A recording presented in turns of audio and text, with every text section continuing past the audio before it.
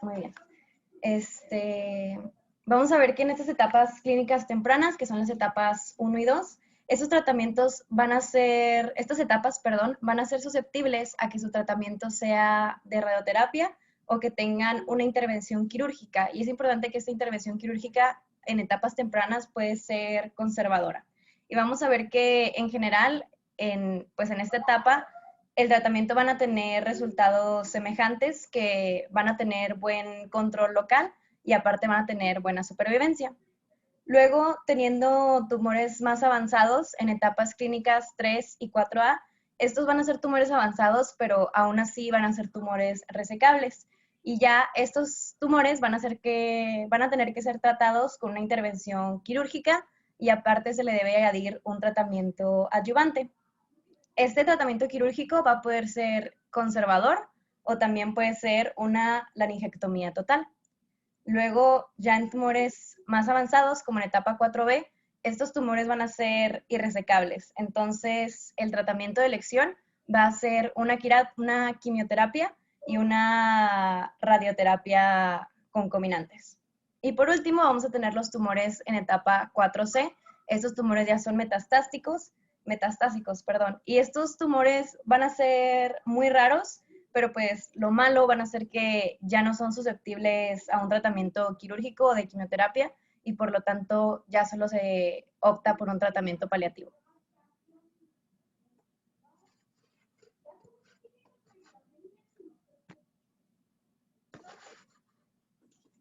Bueno, ahora vamos a hablar sobre carcinomas laringeos igual en etapas tempranas, que van a ser 1 y 2.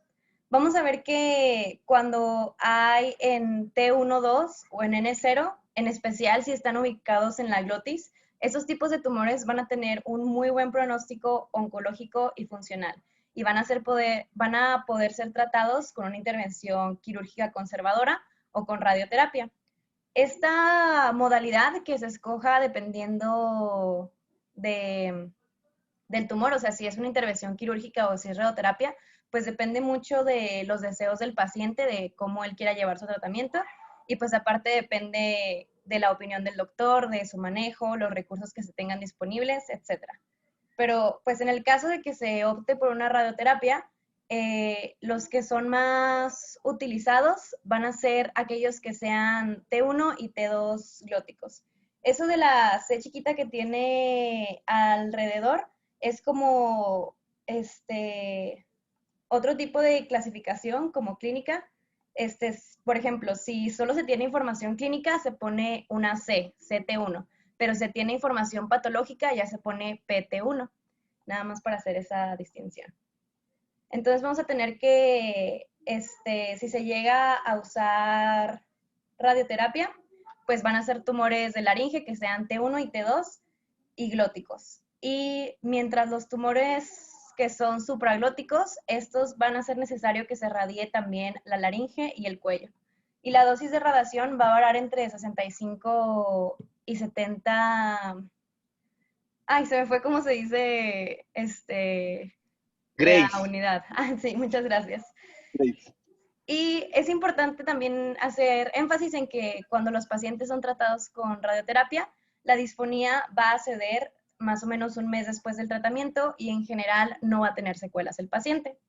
En cambio, si se opta por un tratamiento quirúrgico, aquí el tipo de cirugía que se utiliza es una cordectomía, esto en tumores T1, y cuando son tumores T1 o T2 glóticos, va a usarse una hemilaringectomía vertical. Luego tenemos la laringectomía supraglótica. Esta va a ser en tumores que sean T1 y T2, obviamente que estén en la supraglotis. Y pues también estos procedimientos pueden tener una menor morbilidad si se pueden hacer con una técnica transoral con láser de CO2, pero pues obviamente, como les dije, pues también depende mucho de la disponibilidad del hospital, etcétera. Y comparando la radioterapia con el tratamiento quirúrgico, ambas van a tener un porcentaje de curación muy alto, hasta del 90%. Pero cuando se trata del tratamiento quirúrgico, en especial cuando es transcervical, vamos a ver que va a tener una mayor morbilidad inmediata y el paciente va a tener una peor calidad de voz. De hecho, es muy importante con el tratamiento quirúrgico seleccionar bien el tipo de paciente que se va a llevar para la cirugía, porque tiene que ser pacientes que tengan buen estado físico, que tengan buena reserva respiratoria y que tengan también pues la motivación para enfrentar rehabilitación, que va a ser pues muy difícil o muy dura para ellos. Y en este tratamiento quirúrgico, las complicaciones que se presentan más comúnmente van a ser aquellas en el que haya una aspiración transitoria para las vías respiratorias, o sea, aspiración de, pues sí, de comida o así. Bueno, ahora vamos a hablar de los carcinomas laringios que ya sean avanzados, pero que siguen siendo resecables. Estos van a ser etapa 3 y etapa 4A. Vamos a ver que estos tumores pueden ser tumores que sean avanzados localmente, o sea, una etapa T3 o T4A, aquellos que ya tienen ganglios metastásicos N1 o N2 o ambos. O sea, esto es lo que dividimos como carcinomas que están avanzados pero resecables.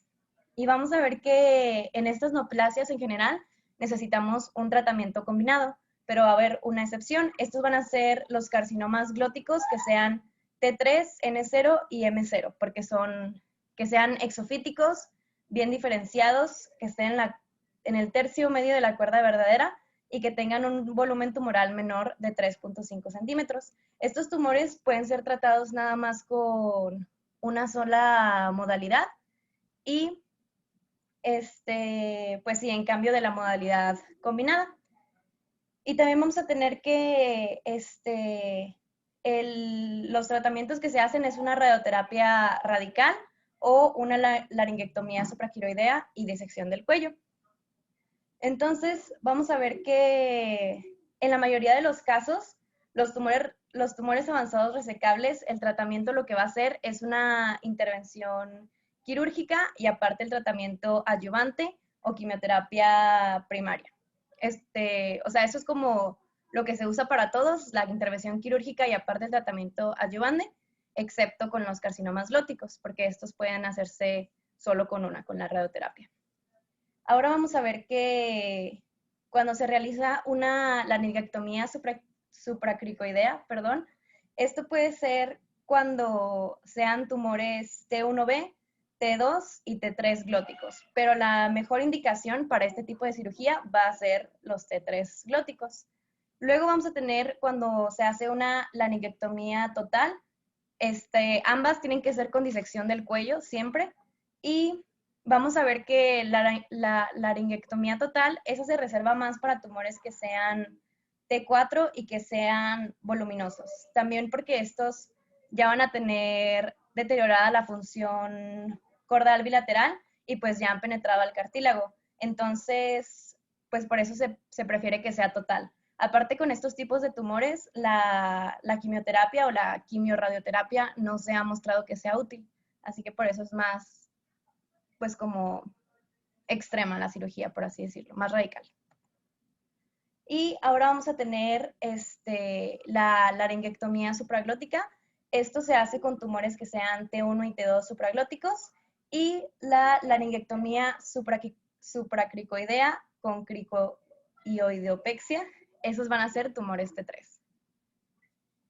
Y por último, vamos a ver que esto es un poco más reciente, que se ha visto que la quimiorradioterapia lo que tiene es que va a mejorar el control local y la supervivencia de los pacientes. Y lo bueno, la ventaja que tiene esta quimiorradioterapia es que los pacientes no van a tener que tener una laringectomía, o sea, nada más la quimiorradioterapia.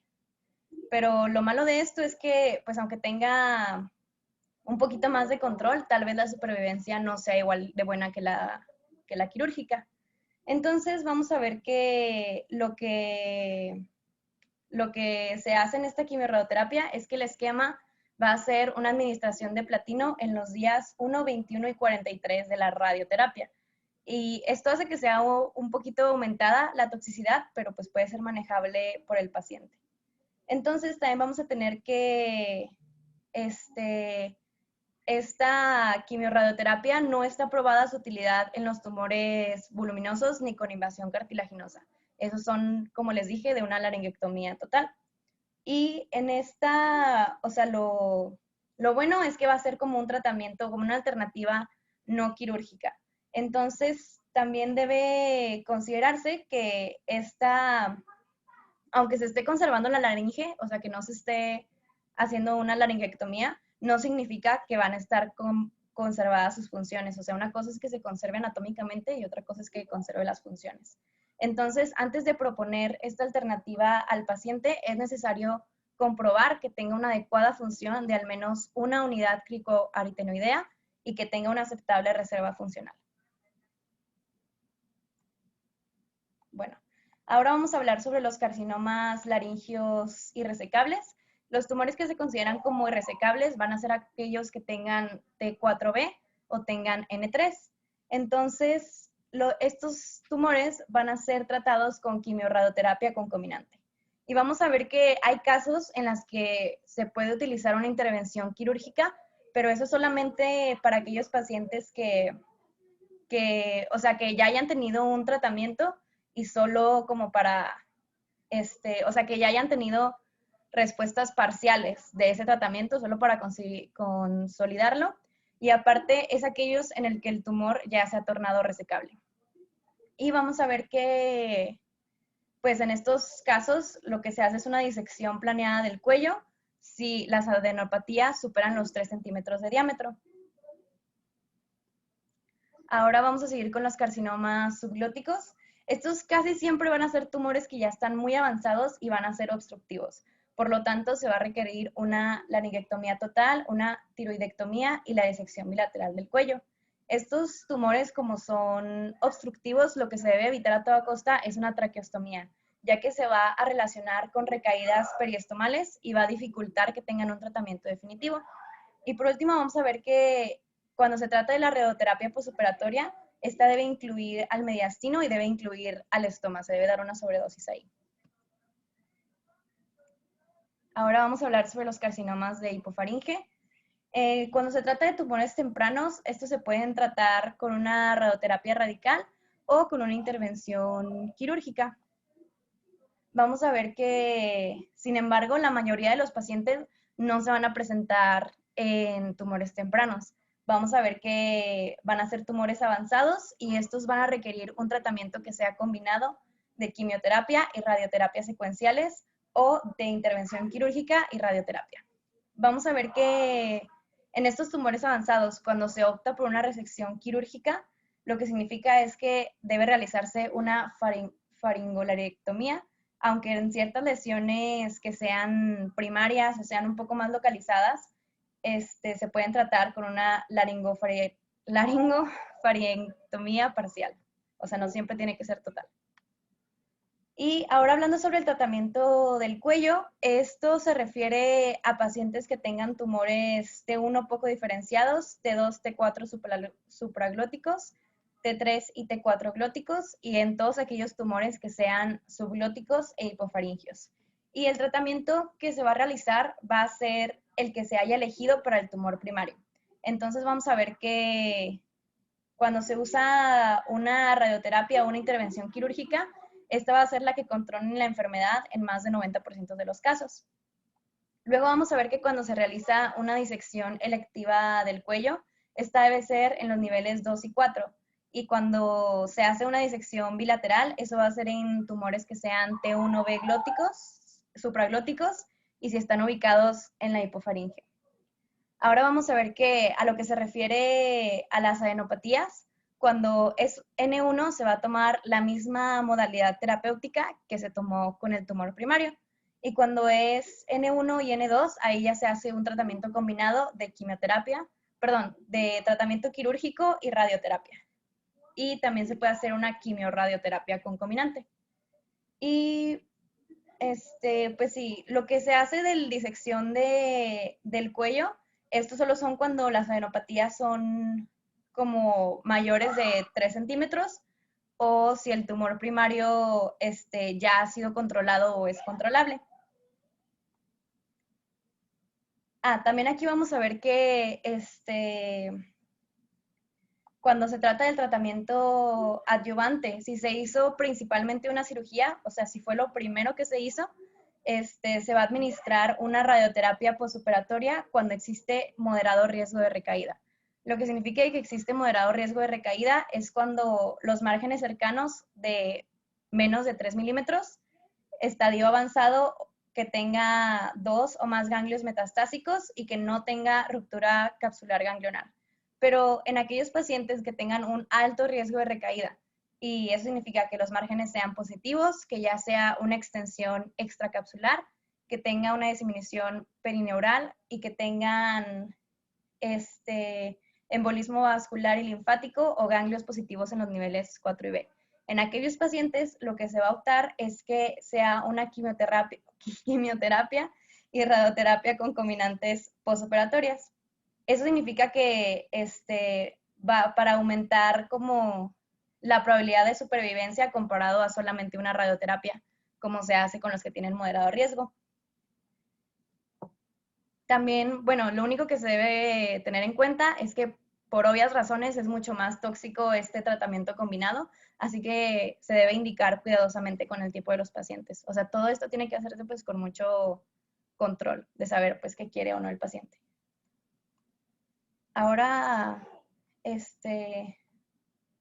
sí. Ay, perdón, es que le di muchas veces. Ahí está. Bueno, ahora con aquellas etapas que sean metástasis a distancia, van a ser en las 4C. Pues en esta etapa, lamentablemente, pues ya se consideran incurables, así que el tratamiento que se le va a ofrecer al paciente va a ser más que nada un tratamiento paliativo. Pero pues también si se tiene un balance entre los efectos adversos y los efectos favorables, y para ofrecerle como otra opción al paciente, pues se puede recomendar la quimioterapia. También, aunque el paciente ya esté en una etapa, por así decirlo, incurable, no se debe contraindicar una intervención quirúrgica si esto le va a generar un alivio al paciente. O sea, si esto va a aliviar su aspiración o si tiene una obstrucción o si tiene dolor, etcétera, pues sí se puede recomendar la intervención quirúrgica. Ahora, hablando de las recaídas, vamos a ver que si existe una recaída local, esto aún es compatible con un control a largo plazo. Sin embargo, si existe una recaída regional, esto ya significa un muy mal pronóstico, o sea, se relaciona con mal pronóstico, en especial si ya se hizo una disección del cuello. Entonces vamos a ver que la recaída, bueno, perdón, el tratamiento de la recaída depende del tratamiento que se tuvo previo, de la extensión actual de la enfermedad recurrente y pues cuáles sean las condiciones del paciente. Vamos a ver que si existe una recaída local después de una radioterapia, esta se va a tratar con una intervención quirúrgica, que la mayoría de las veces pues puede ser un tratamiento conservador. Y ya cuando existe, o sea, cuando después de esta cirugía vuelve a haber una recaída local limitada, pues lo que se hace es una combinación de tratamiento quirúrgico, quimioterapia y radioterapia. Luego vamos a ver que si existe una recaída en cuello después de que exista esta intervención quirúrgica, normalmente pues suele ser irresecable, entonces se va a tratar con quimioterapia y radioterapia. Aunque pues también, como les mencioné, estos tratamientos están limitados a qué tratamiento previo existió. Entonces, pues hay ese problema. Y pues bueno, ya hablando de la rehabilitación de los pacientes, vamos a ver que aquellos pacientes que han sido sometidos a una operación conservadora requieren un poquito de apoyo fonátrico temprano.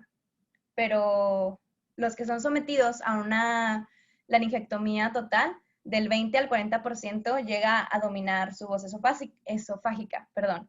Pero los diapositivos que son electrovibratorios son una opción, son estas prótesis. Y de hecho los mejores resultados que se obtienen, decía que la más recomendada son las prótesis de Blumsinger, pero pues como viene acá en la imagen hay de muchos tipos.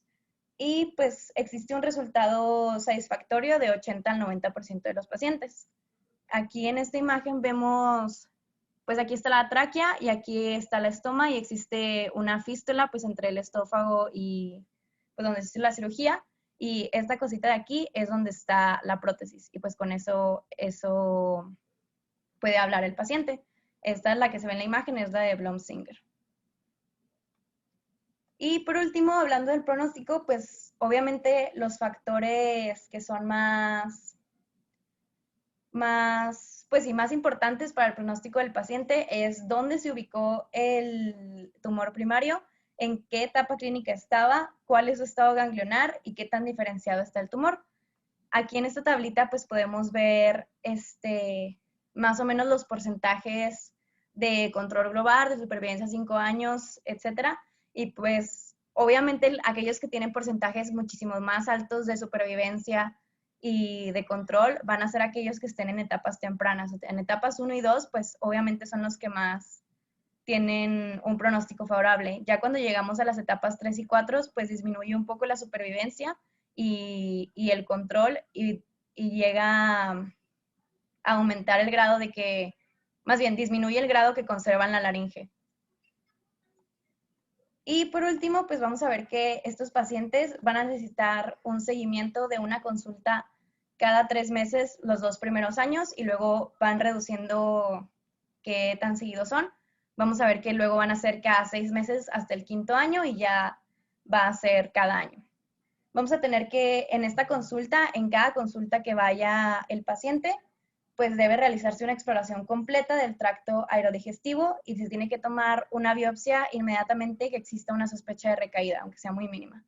Y vamos a ver que un porcentaje entre los pacientes radiados, más o menos del 40% en los pacientes radiados y mucho más en aquellos que fueron sometidos a una laringectomía, bueno, una tiroidectomía asociada a la laringectomía, estos pacientes van a manifestar un hipotiroidismo. Entonces, pues también se debe estar atentos para eso y darle un tratamiento.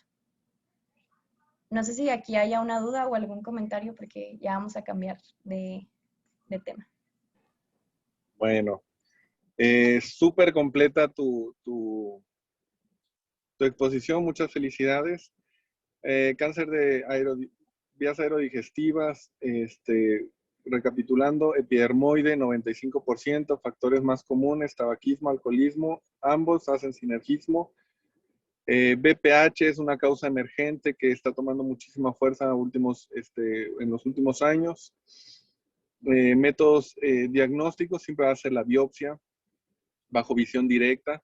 Estudios de extensión, tomografía, realmente se prefiere más la resonancia solamente cuando vamos a hacer cirugías conservadoras. Sin embargo, la tomografía tiene un excelente valor predictivo positivo para que nosotros tomemos la mejor decisión en cuanto a hacer cirugías conservadoras. Sitios de extensión más comunes, ya sea orofaringe, ya sea cavidad oral, ya sea laringe, va a ser pulmón. Y los sitios de recurrencia más frecuentes son locales. Factores de mal pronóstico, como su compañera se los mencionó: invasión linfovascular, afectación ganglionar, tumores de espesor de más de 4 milímetros, tumores que sean de más de 2 sitios, estos famosos transglóticos, tumores que invadan el cartílago, estructuras óseas, porque la radioterapia tiene menor impacto ahí y bueno, es cuando entra más la cirugía. Acuérdense que son 3 sitios: supraglótico, glótico y subglótico. El tumor más frecuente en orofaringe va a ser el seno piriforme.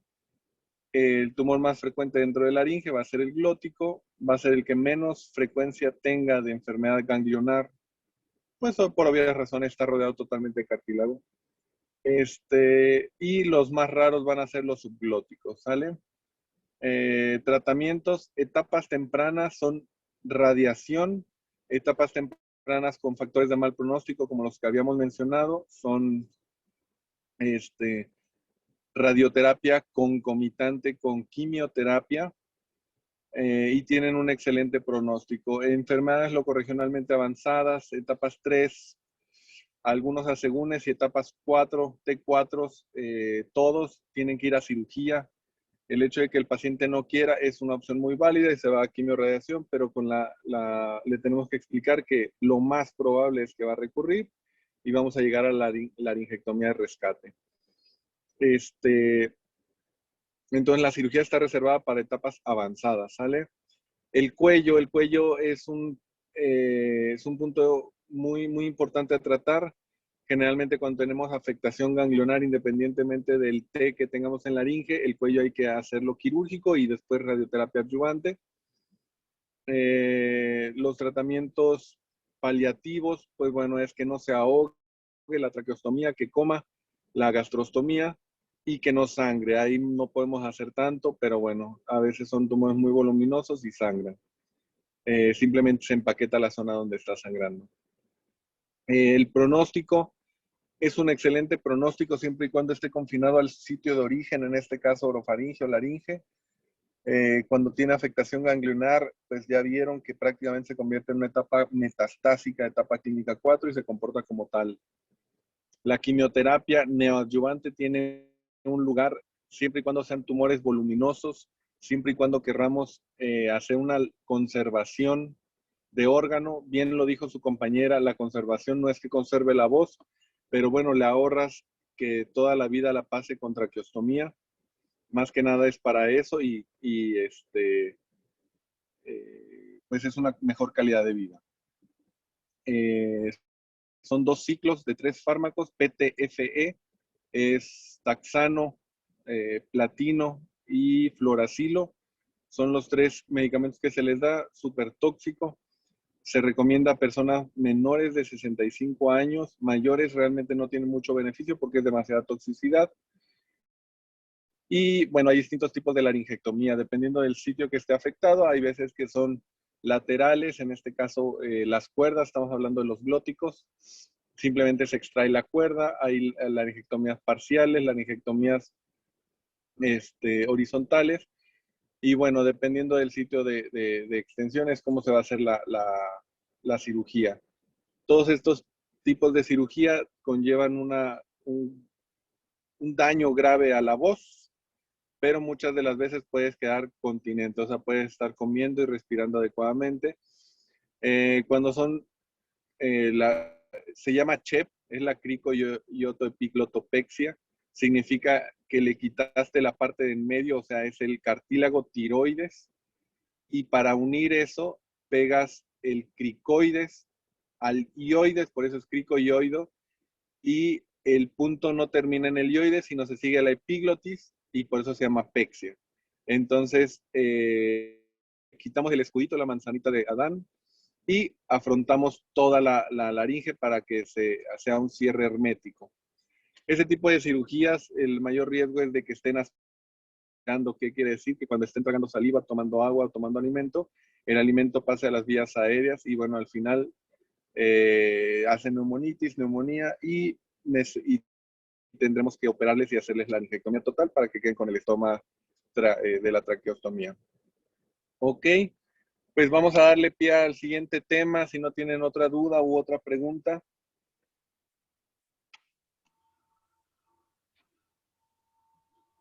Todo bien.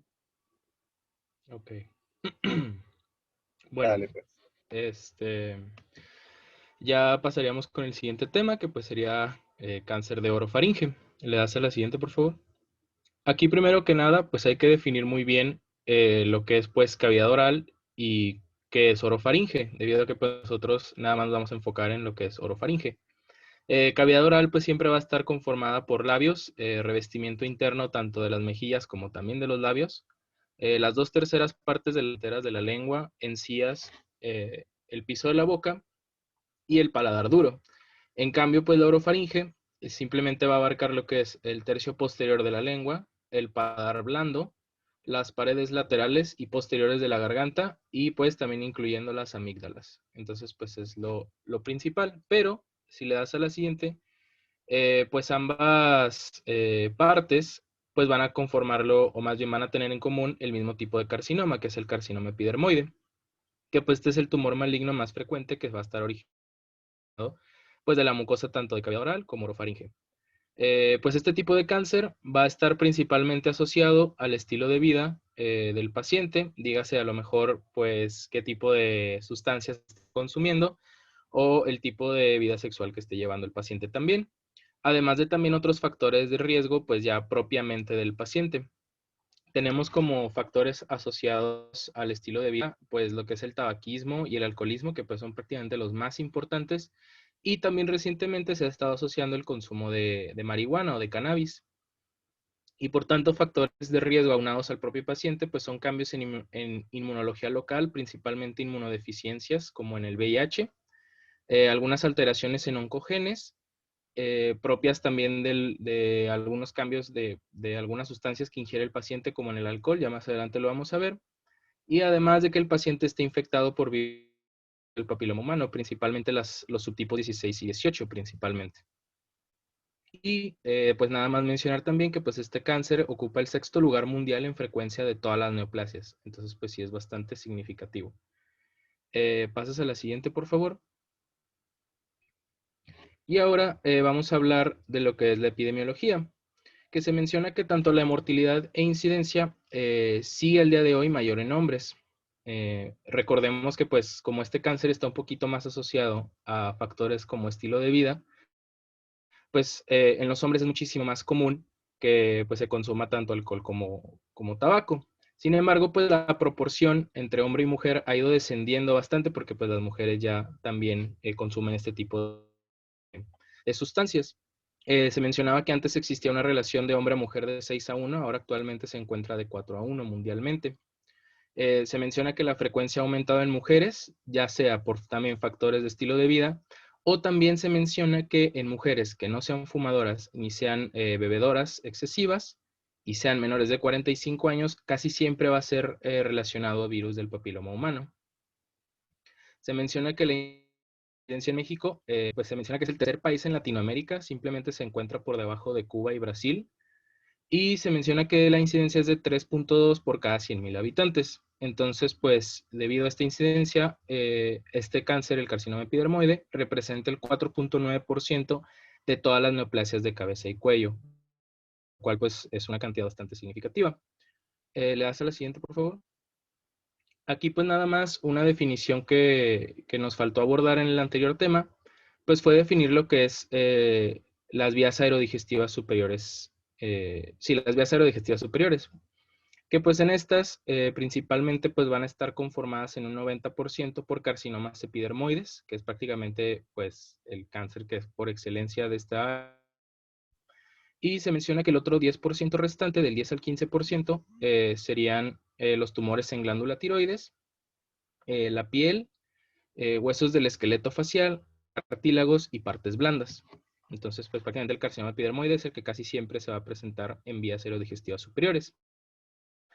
Se menciona que también en cuanto a epidemiología existen algunas variaciones geográficas, como en muchísimos otros tipos de cáncer, principalmente por diferencias en acceso a servicios de salud y por hábitos de vida entre países. Y también en cuanto a raza, se menciona que la raza negra es 4 veces más susceptible a padecer este tipo de cáncer, a comparación que la raza blanca y que los latinos. Entonces, pues ya dejando atrás la epidemiología, pues ya continuaríamos con la etiología. Si le das a la siguiente, por favor. Entonces, pues vamos a hablar primero de lo que es el tabaco, que pues prácticamente como ya mencionaron nuestros compañeros anteriormente, el tabaco es prácticamente el factor de riesgo más importante para desarrollar carcinoma epidermoide. Se menciona que en el tabaco, el humo propiamente va a contener por lo menos más de 30 sustancias carcinogénicas. Se menciona que las más importantes van a ser tanto hidrocarburos aromáticos policíclicos y las nitrosaminas. Entonces, se menciona que el riesgo relativo en fumadores de una cajetilla al día puede llegar a incrementar a 1.52 y se menciona que todavía aumenta más, 2.43 en quienes consumen 2 cajetillas al día. Entonces de aquí se puede concluir que entre más fume el paciente, pues es mayor el riesgo o directamente proporcional es mayor el riesgo a padecer carcinoma epidermoide. Se menciona que también el tabaco puede llegar a propiciar la aparición de segundos primarios. Los segundos primarios prácticamente significa que va a aparecer una segunda neoplasia, de igual forma maligna, en un paciente que ya tenía cáncer de vías aerodigestivas altas, pero se va a encontrar en otro sitio anatómico distinto del primer carcinoma. Entonces se menciona que pues, los segundos primarios van a aparecer en el 18% de los pacientes que dejaron de fumar después del diagnóstico del primer carcinoma, y el riesgo se va a incrementar hasta 30% en los pacientes que todavía continúen fumando después de haber sido diagnosticados con un primer carcinoma. Se menciona que también el riesgo va a ser mayor todavía en fumadores de habanos y pipa. Y también nos menciona, bueno, con respecto a los fumadores de cigarrillos, pero también nos menciona que si los combinamos, o sea, habano o pipa con cigarrillos, pues el riesgo todavía aumenta muchísimo más y proporcionalmente. En cuanto a conformación pues del tabaco, se menciona que el tabaco oscuro pues es todavía más alcalino y más irritante que el tabaco claro. Entonces pues nos menciona que si el paciente es consumidor de tabaco oscuro, incrementa en 59 veces más el riesgo a comparación de los pacientes que no fuman.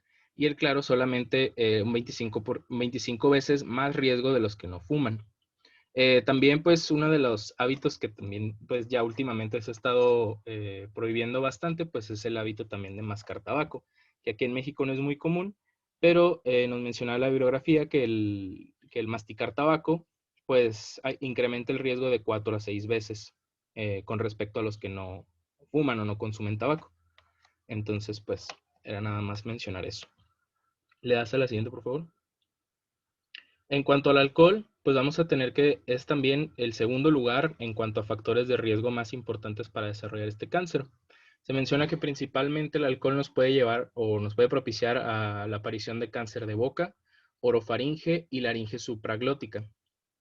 Entonces se menciona que en cáncer de vías aerodigestivas superiores, en pacientes que son bebedores, es incluso 6 veces mayor el riesgo de padecer este cáncer que en los que no beben. Y también menciona que la muerte por cáncer de orofaringe es 4 veces mayor en bebedores. ¿Le das a la siguiente? Entonces, aquí hay que definir primero que nada pues, los mecanismos de carcinogénesis en el alcohol.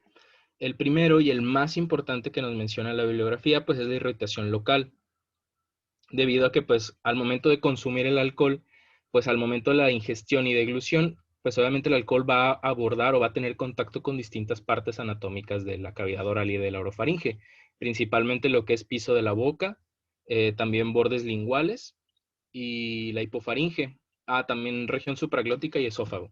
Entonces, pues es lo principal, es la irritación propiamente local. Además de también otro mecanismo, pues es la potencialización y solvencia de los carcinógenos del tabaco, debido a que pues el alcohol en cofactor con el tabaco, pues promueven muchísimo a que haya una penetración de la mucosa de los mismos sustancias carcinógenas del tabaco, entonces pues es también importante saber eso.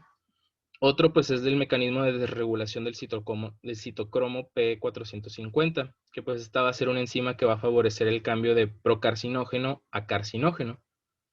El número 4, pues, sería el aumento de concentraciones séricas de acetaldehído, que pues es propiamente un compuesto propio del alcohol que se consume. Entonces, pues, al momento de consumir más alcohol, pues hay un aumento de concentraciones séricas de acetaldehído.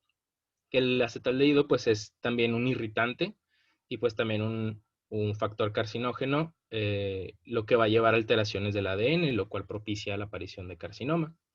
También, pues otras que ya hablaré más adelante, pues son las deficiencias nutricionales e hipovitaminosis y además de una disminución en la acción protectora de la saliva. Le das a la siguiente, por favor.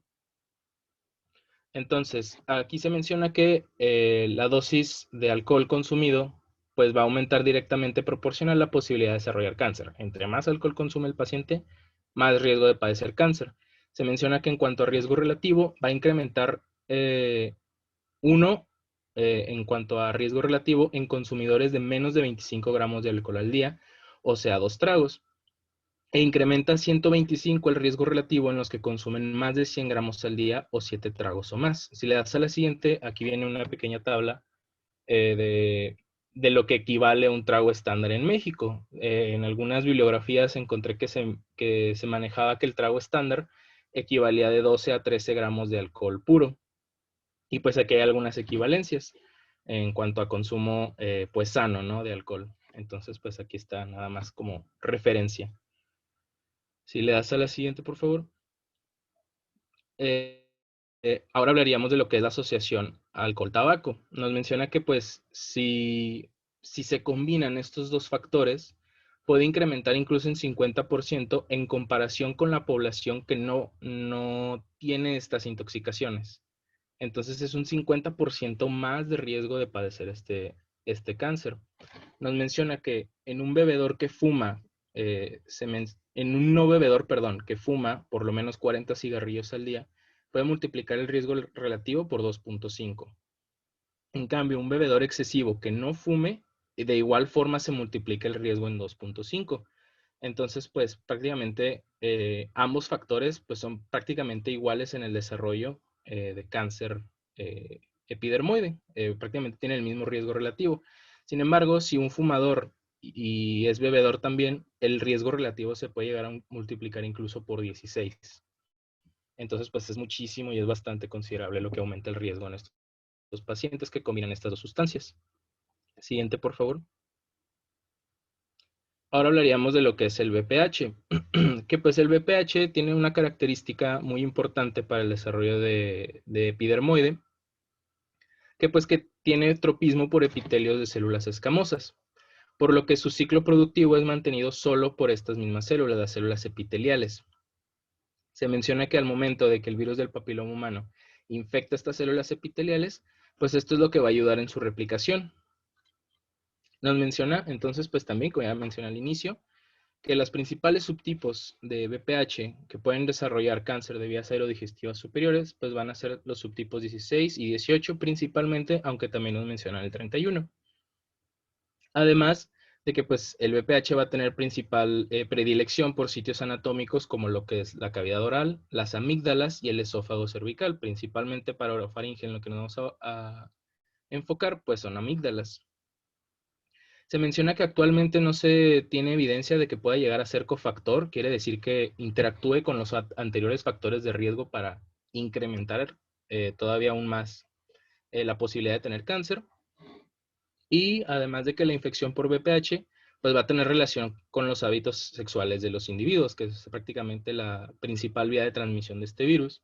Se menciona que pues para desarrollar cáncer de orofaringe pues es importante el contacto orogenital y el oroanal para desarrollar esta infección.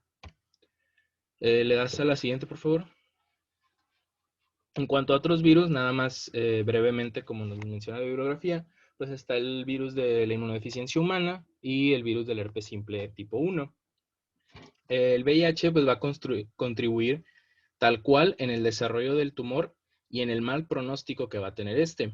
Propiamente no va a ser oncogénico, no es un virus como el VPH que es como tal o que propicia la aparición de cáncer, pero también se ha encontrado que la asociación que tiene el VIH con el cáncer de orofaringe pues ha aumentado recientemente. Y en cuanto al virus del herpes simple tipo 1, pues se menciona que el 42% de los casos de pacientes que han tenido cáncer de vías aerodigestivas superiores se ha llegado a aislar la proteína del virus herpes simple 1. Por lo que también se dice que es un cofactor exógeno oportunista que aprovecha también una infección por VIH para propiciar la carcinogénesis. Le das a la siguiente, por favor. Otra definición que se manejaba muchísimo, que fue dicha por el médico Daniel P. Slaughter, que nos menciona que es el campo de cancerización, que es muy común que se presente en este tipo de cánceres de vías aerodigestivas superiores. Y esta definición nos dice que en pacientes que tienen cáncer en mucosas de cabeza y cuello, muy frecuentemente van a llegar a desarrollar o van a tener otras lesiones precancerosas o precursoras de otros cáncer en distintas fases de progresión, pero siempre van a estar causadas por el mismo agente etiológico. Entonces, pues prácticamente que si un paciente que tiene cáncer de orofaringe, pues tal vez a lo mejor es muy probable que tenga otro tipo de lesión precancerosa o maligna en otro tipo o en otro sitio anatómico. Y nos menciona principalmente que esto puede llegar a suceder en faringe, laringe y cavidad oral. Entonces, pues ya sería, pues tal cual los factores de riesgo más importantes. Si le das a la siguiente, pues ya nada más mencionaría unos factores, pues un poquito menos o no tan, pues si no repercuten tanto, pues a la nutrición, que se menciona que en pacientes que tienen una dieta pobre En frutas y vegetales, pues pueden llegar a tener alguna deficiencia nutricional, principalmente deficiencia de vitaminas C y E, también que no lleguen a consumir bien flavonoides y betacarotenos. Nos menciona que pues tal cual son los factores pues más importantes para desarrollar bueno, sí, o sea, si no se presentan este tipo de sustancias, pues es muy probable o hacen más probable a los pacientes que puedan llegar a desarrollar cáncer. Se menciona que en fumadores puede llegar a duplicar el riesgo si no se consumen estos alimentos. Nos menciona también la marihuana, que pues la marihuana tiene incluso 4 veces más alquitrán y 50% más benzopirenos e hidrocarburos aromáticos a comparación al tabaco. Aunque también pues todavía se debate mucho si la marihuana como tal es un factor propiamente carcinogénico, debido a que la mayoría de las personas que consumen marihuana, pues también pues lamentablemente tienen pues algunos otros factores de riesgo como lo que es consumo de tabaco y consumo de alcohol. Entonces, pues tal cual, propiamente así como bien aislado la marihuana sea independientemente un factor carcinógeno, pues sí todavía no se define bastante bien. Le das a la siguiente, por favor. Y bueno, ya los últimos otros dos factores de los que hay que mencionar, pues el primero sería la cocaína, que pues la cocaína principalmente en su forma inhalada, dígase crack o piedra, como lo mencionan también, pues es la que puede llegar a ocasionar muchísimos cambios, sobre todo en células epiteliales de la mucosa orofaringea. Principalmente los cambios que puede llegar a propiciar la inhalación de cocaína, pues son alteración tanto en núcleo como en citoplasma de las células epiteliales. Por lo tanto, no va a haber una adecuada reconstrucción o una adecuada reparación del ADN y por lo mismo, puede llegar a propiciar carcinogénesis. Y ya el último factor del que hay que hablar, pues es la susceptibilidad genética, que nos menciona que, pues obviamente casi siempre va a haber una susceptibilidad genética en muchísimos de pacientes que hayan tenido ya antecedentes de un carcinoma epidermoide, ya propiamente. Y nos menciona que, pues, sobre todo en estos pacientes que tienen ya algún antecedente familiar o algún antecedente genético de este tipo de carcinoma, pues se menciona que ya estos pacientes presentan alteraciones en el metabolismo de los carcinógenos, principalmente en el sistema de reparación del ADN y en el sistema de apoptosis, por lo que esto va a hacer que muchos individuos, pues ya tal cual susceptibles genéticamente, pues requieran menos dosis de sustancias carcinógenas, dígase tabaco, dígase alcohol, dígase marihuana, para poder desarrollar algún tipo de neoplasia. Entonces, pues eso es lo más importante de que menciona de susceptibilidad genética. Si hasta ahorita no hay ninguna duda, pues ya pasaríamos a la siguiente parte, que sería prevención del cáncer.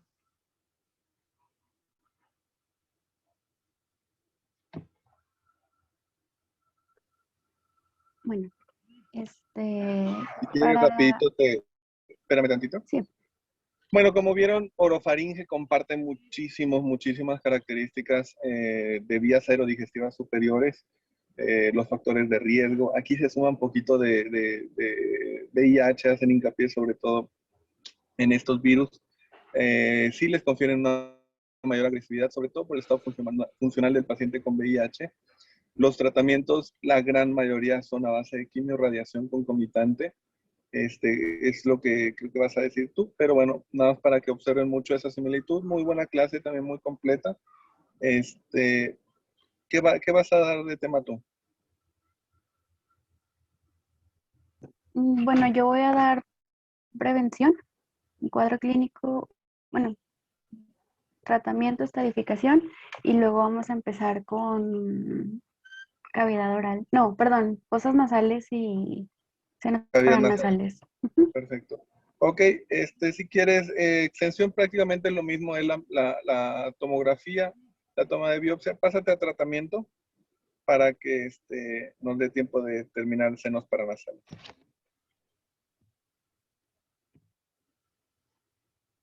Perfecto. Ahí esa, la que habías puesto atrásito. Ahí empieza. Muy bien. Entonces, recapitulando un poquito de lo que nos explicaba Raúl, La orofaringe incluye base de la lengua, amígdalas, velo palatino y la pared posterior. Es una región muy rica en vasos linfáticos, por lo que pues es muy común que los pacientes que padecen cáncer orofaringeo tengan metástasis ganglionares al momento del diagnóstico. Se dice que aproximadamente el 70% de los pacientes con ese tipo de cáncer presentan metástasis. Entonces, bueno, también nos mencionaba que este tipo de tumores se relacionan con BPH y bueno, para el tratamiento, pues este va a depender de la etapa de la neoplasia. Se divide en 3 grupos de pacientes. Aquellos que están en etapas iniciales, que son T1 y 2 con N0 o 1. Etapas avanzadas, que son T3 o 4A con N0 o N1. Y en etapas muy avanzadas, que son T4B con cualquier N o N3 irresecable, independientemente del tamaño tumoral. ¿Le hace la siguiente, por favor? Bueno, en etapas iniciales, el tratamiento inicial pues, puede ser quirúrgico o bien con radioterapia. El quirúrgico se prefiere para tumores que se encuentran en la base de la lengua y la radioterapia se prefiere para tumores amigdalinos. Pero pues cuando el tumor está en T2 en la base de la lengua, bueno, debemos valorar la asociación de quimioterapia con radioterapia, ya que el procedimiento que pues, se tendría que efectuar quirúrgico es la bucofaringectomía. Y pues esta intervención puede condicionar un déficit funcional importante en el paciente. Y bueno, cuando el tratamiento inicial sea el quirúrgico, debemos efectuar una disección ganglionar de cuello, que tiene que ser al menos anterolateral o bien una disección completa. La resección de estas estructuras, perdón, de estructuras no ganglionares, va a depender del volumen de las metástasis ganglionares. Cuando se tienen metástasis de 3 centímetros o menos, se pueden preservar las estructuras no ganglionares.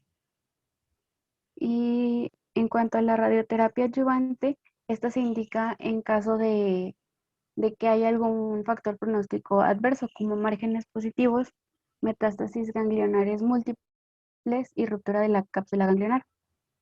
Cuando hay 2 o más de estos factores, pues tenemos que contemplar el tratamiento con quimioterapia y radioterapia adyuvante. ¿Le das a la siguiente? En etapas localmente avanzadas, la elección terapéutica va a depender del sitio de origen del tumor, del estado general del paciente y de la funcionalidad. Y aquí pues hay 3 posibilidades de tratamiento, que es asociación de quimioterapia, radioterapia concomitantes y cirugía de rescate según el residual tumoral. La segunda opción es la cirugía seguida de radioterapia adyuvante. Y la tercera es quimioterapia de inducción seguida de radioterapia o asociación de quimioterapia con radioterapia preferentemente. Y ya en etapas muy avanzadas, le das, por favor. En etapas muy avanzadas, pues el tratamiento es similar, pero aquí hay que ser conscientes de que la curación, pues la probabilidad de lograr una curación, perdón, pues va a ser muy, muy escasa y muy pobre. Entonces, pues también tenemos que valorar el estado general del paciente y para esto se utiliza esta escala que vemos en la pantalla, que es del Eastern Cooperative Oncology Group, y esta lo que nos va a decir pues es la actividad que tiene el paciente y le da un puntaje dependiendo de lo que es capaz de hacer.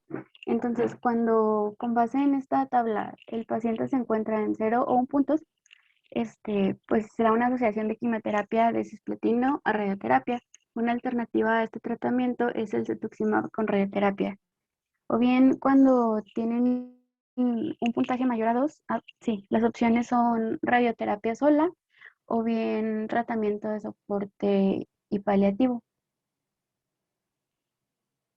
Y bueno, también nos hablaba que en muchos de estos cánceres la determinación de BPH es importante. ya que la presencia de BPH 16 a 18 se asocia a un mejor pronóstico que pues, aquellos pacientes que no presentan este tipo de infecciones. Y bueno, eso sería todo de tratamiento. Bueno, si se dan cuenta, mucho tiene que ver con la amplia diseminación linfática. Más del 70% ya se encuentran con afectación ganglionar. Entonces, por eso los tratamientos locales como la cirugía, pues no tienen tanto impacto. Si no hay más dudas o preguntas, pasamos ahí con los de senos paranasales. Muy bien. Entonces, pues ya pasando al siguiente tema, que es cáncer de cavidad nasal y senos paranasales. Le das a la siguiente, por favor. Tenemos como introducción que las neoplasias sinusales representan un 3% de los tumores de cabeza y cuello. Y pues bueno, estos tumores pueden ser tanto benignos como malignos. Entonces, el diagnóstico de los tumores malignos pues en los que nos vamos a enfocar, ocurre ya en etapas avanzadas, y esto es porque pues las manifestaciones que llegan a presentarse suelen ser tardías y muy inespecíficas. Más adelante vamos a ver cuáles son. Entonces, pues por esto mismo, los resultados de los tratamientos que se han dado han sido muy pobres, pues, principalmente por el diagnóstico tardío. Entonces, este tipo de cáncer o de tumoraciones suele tener una supervivencia global a 5 años de entre 30 y 40%. ¿Le das a la siguiente? Bueno, en cuanto a epidemiología, en México estas estadísticas son del año 2001. No encontré más recientes, pero creo que reflejan muy bien cómo está el panorama. Se diagnosticaron 247 casos de cáncer sinusal, entre 102.657 tumores malignos. Esto es que pues representó un 0.2% de todas las neoplasias. En este mismo año se reportaron aproximadamente 100 defunciones que, pues, con base a los números, nos da una letalidad del 55%. Entonces, estas neoplasias suelen afectar a ambos sexos con una relación de 1.2 a 1, que es pues casi igual. Y los individuos que están afectados suelen estar entre la sexta y la séptima década de vida. Le das a la siguiente. En cuanto a la etiología y factores de riesgos, el carcinoma de células escamosas y el adenocarcinoma están muy ligados a factores ambientales, y pues es aún más común que estén ligados a exposición ocupacional, como por ejemplo la exposición a metales pesados como el níquel o el cromo, y pues también se presenta en aquellas personas que están expuestas a factores de riesgo en la industria textil, en madereras, etc. Otro factor de riesgo es el virus del papiloma humano. Este tiene una prevalencia del 33.3% en papilomas invertidos con tipos, bueno, ahí no lo, no lo puse, por ejemplo, el papiloma invertido está relacionado con los tipos 6 y 11, y también el tipo 16 y 18 está relacionado con las células escamosas, sí, con los carcinomas de células escamosas. Y otros factores de riesgo son las alteraciones moleculares y genéticas. Aquí se destaca en la amplificación del gen para el receptor del factor de crecimiento epidérmico, el factor de crecimiento transformante alfa y alteraciones del gen gen supresor P53. Le das a la siguiente, por favor. En cuanto a la patología, pues hay una gran variedad de tumores del tracto sinusal. La mayoría, como vemos aquí,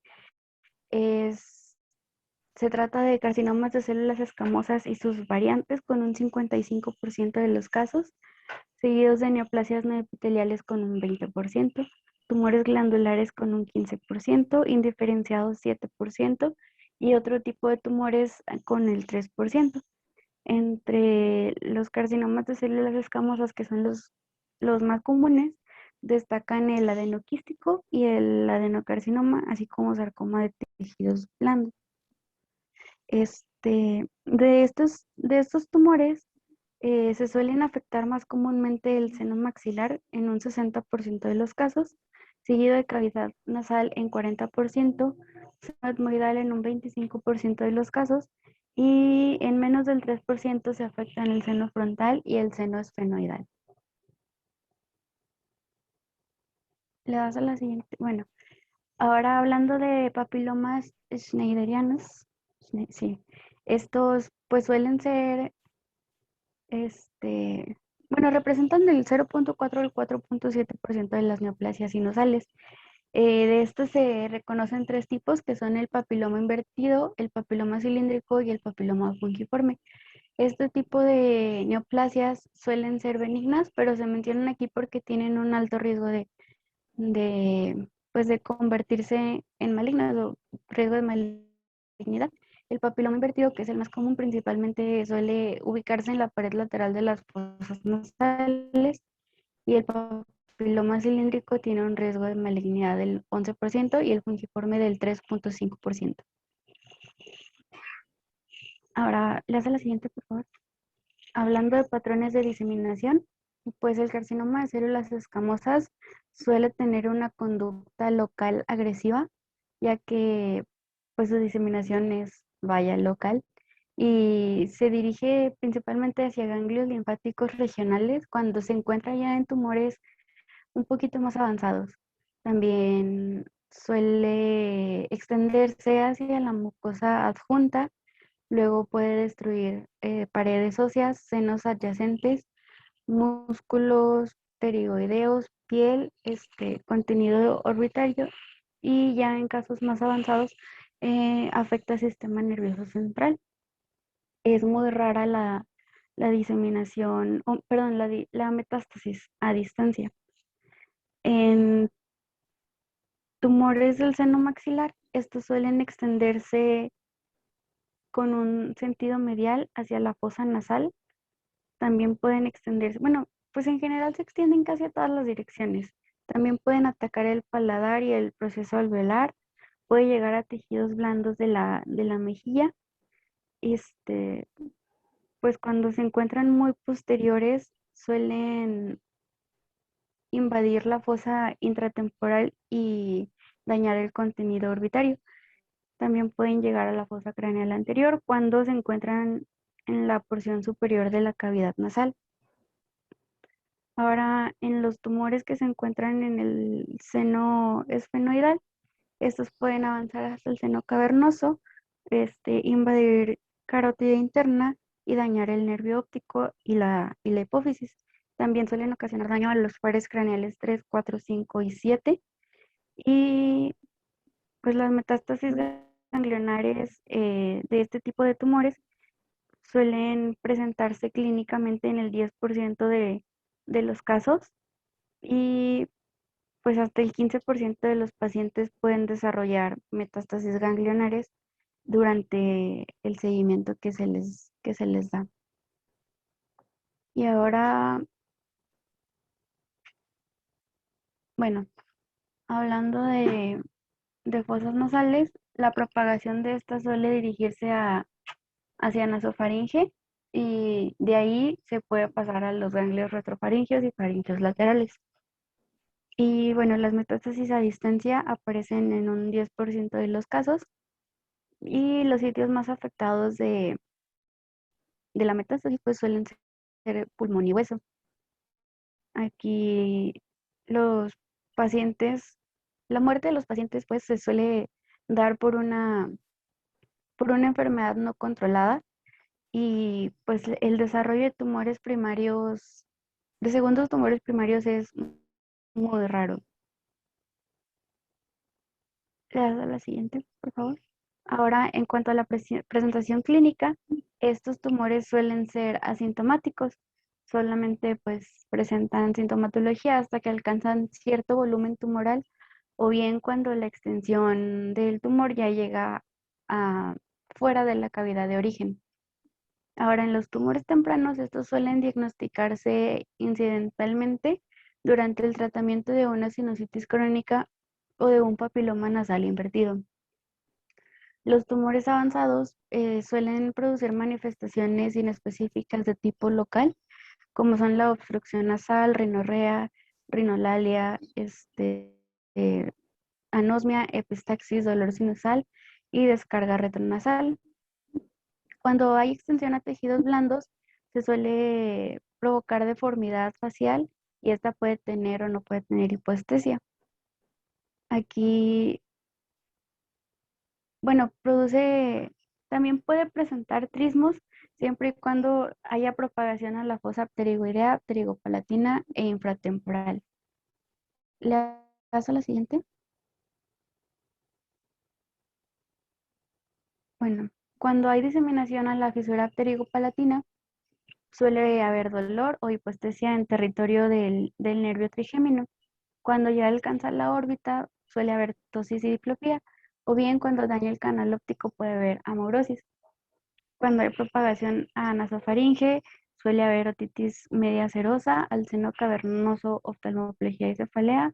Y cuando hay una extensión caudal, suele haber erosión y una tumoración en paladar duro y encías.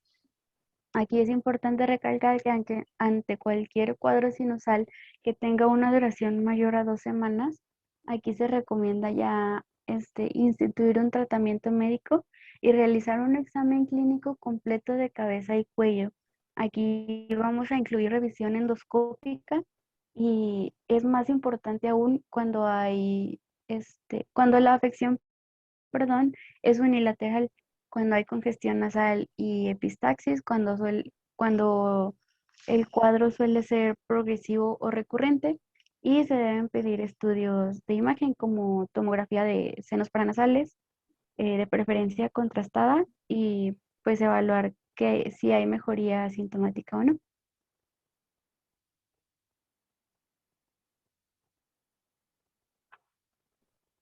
Mm,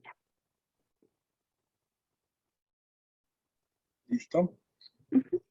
Bueno, realmente si se dan cuenta, la parte de senos paranasales, a pesar de que sí tenemos un tumor, eh, una histología epidermoide, pi- pierde mucho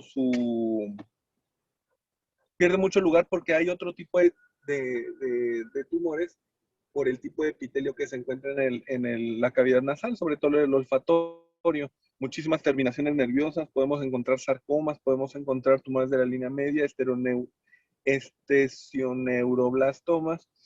Y bueno, todos van a coincidir en que los factores de riesgo pues es multifactorial. Aquí no entra tanto el tabaquismo y el alcoholismo, aquí son otros factores, pero realmente ninguno tiene un peso, es más como genético. Eh, eh, la sintomatología va a ir en función a qué extensión tiene. Generalmente van a estar cursando como si estuvieran asmáticos, atópicos, respuestas, ¿cómo se llama?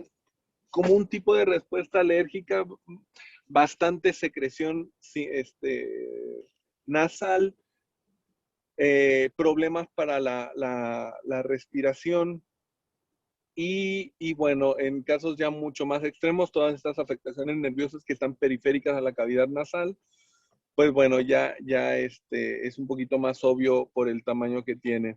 Generalmente el hueso, los senos paranasales todos están rodeados por hueso, la gran mayoría están muy bien contenidas y para el tratamiento quirúrgico nosotros los dividimos en una línea que se llama línea de Ogren.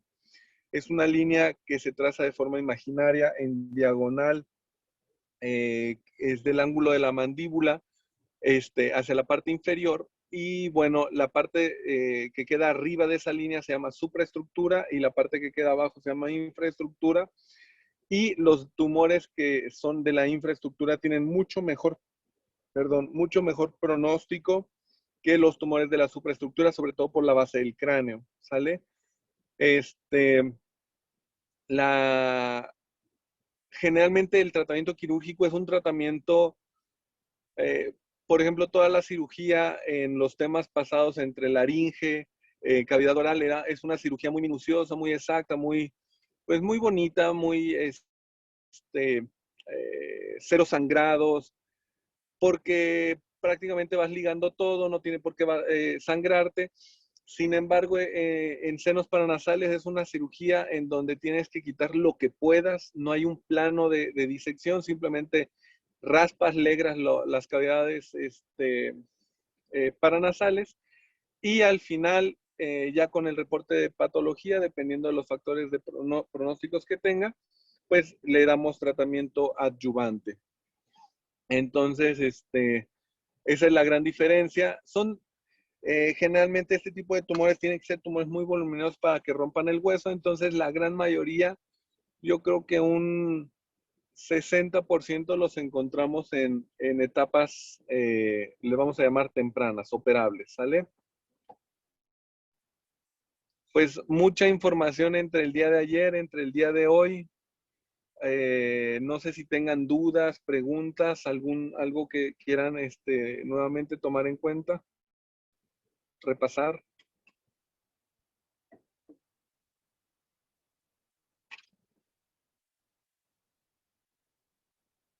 Doctores.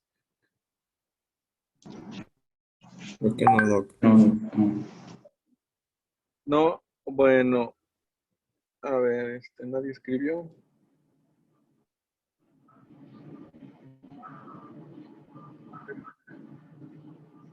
Bueno, la próxima semana le comenté a su compañera si nos podemos ver de la misma forma miércoles y jueves. Prácticamente ya estaríamos terminando los temas y de una vez les digo, para que ustedes hagan sus propias preguntas para su examen. Yo le paso las preguntas a la doctora y la gran mayoría de veces son sus mismas preguntas. No les puedo asegurar, pero bueno, les sirve como de guía y les sirve como de repaso. Y si son las preguntas, pues qué mejor. Entonces, las preguntas las voy a querer para el lunes, que nosotros vamos a terminar las clases. El lunes no, sería para el próximo martes. Para el próximo martes, cada equipo me saca 10 preguntas de los temas que dieron. Obviamente pongan la respuesta.